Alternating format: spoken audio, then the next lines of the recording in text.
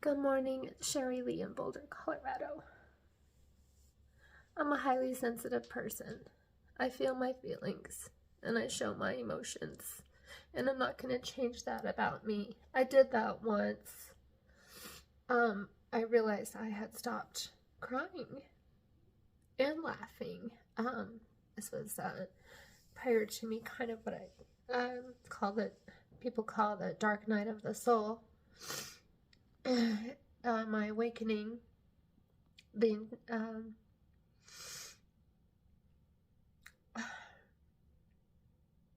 so yeah, one of the things that kind of started snapping me out of it is I realized that I was becoming very angry and bitter, and I didn't have any tears, and I wasn't crying, and I wasn't feeling my feelings.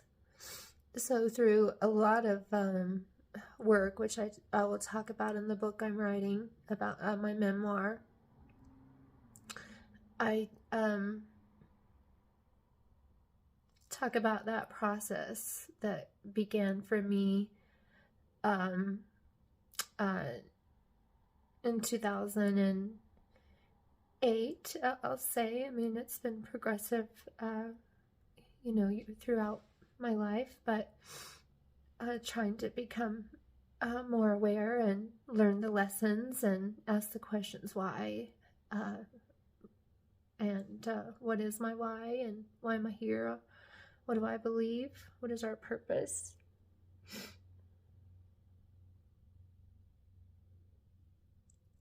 So fast forward 16 years. My youngest is 16 years old. We have 2 older children, living on their own.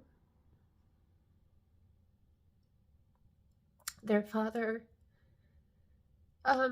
ended his life when they were very young, and we were still legally married when he passed. I loved him dearly. He was a tormented soul, incredibly talented and gifted and funny and brilliant. His name was Eddy Lee.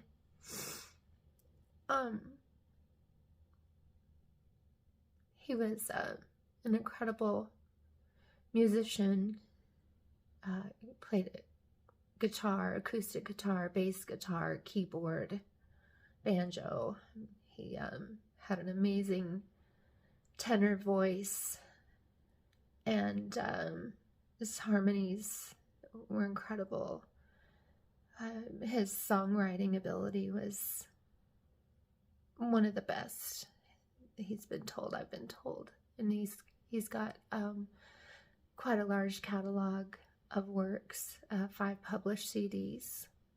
Pretty remarkable that he did that prior to the age of 40 years old. And he also was a financial planner. He held his Series 63, 65, and 7 securities financial licenses, and he also had his insurance license for selling life insurance and things, which another big test. He was studying for those tests at the same time I was studying for my real estate license. This would have been in probably 1999. And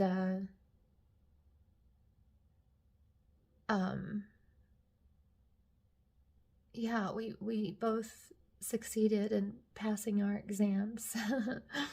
And right around that time, he went in for a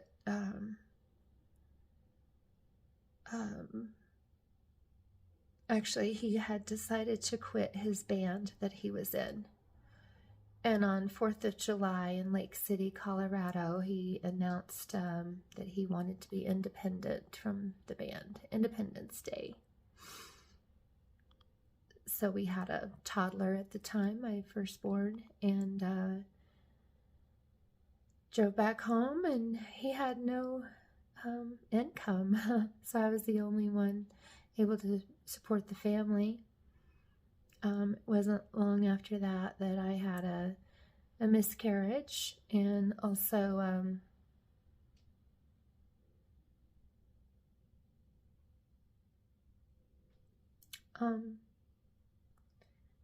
as a result of him quitting his job, his depression got really bad, which is something he has suffered with for his entire life. He was diagnosed as bipolar prior to me meeting him.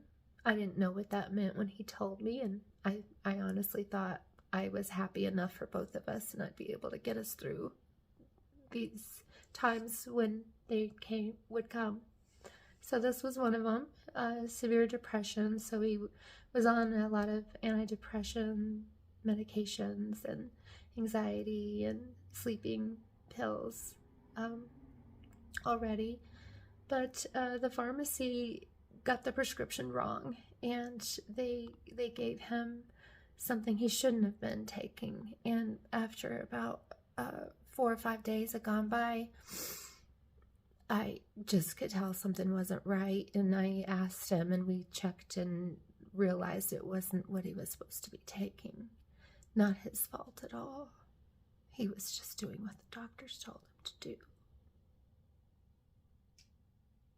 But after that, he wasn't the same man. He was chemically altered from the pills. And then he started combining that with drinking occasionally. He wasn't a big drinker at all. He never drank in our home. Neither did I. But his life as a professional musician, he didn't have the strength to get through the darkness that was pulling at him. He was heavily tormented and just felt so unworthy, despite being so incredibly successful. Like I said, the CDs, he had 5 published albums, some with bands, some solos, a lot of his own songs that he wrote, and several of them were about our life together and about me. There's one of them on my YouTube channel called Bridge Across Forever. We were reading that book when we were dating in 1994, written by Richard Bach, called The Bridge Across Forever. And the couple in there called each other Wookie, so we used that as our pet name for each other. Also, we called each other Wookie. And he said someday, after he read it, he said, someday I'm going to write a song using that title, Bridge Across Forever. Well, 9 years later, on our wedding anniversary, actually it was a couple of weeks prior to our wedding anniversary, he was so excited. He said, I can hardly wait to give you your anniversary gift. Can I give it to you today? And I said, sure. Our anniversary is on June the 4th. The lighting is not good. I'm sorry. It's early in the morning. It's dark out when I started this. The sun's coming up. Maybe I'll go to the light.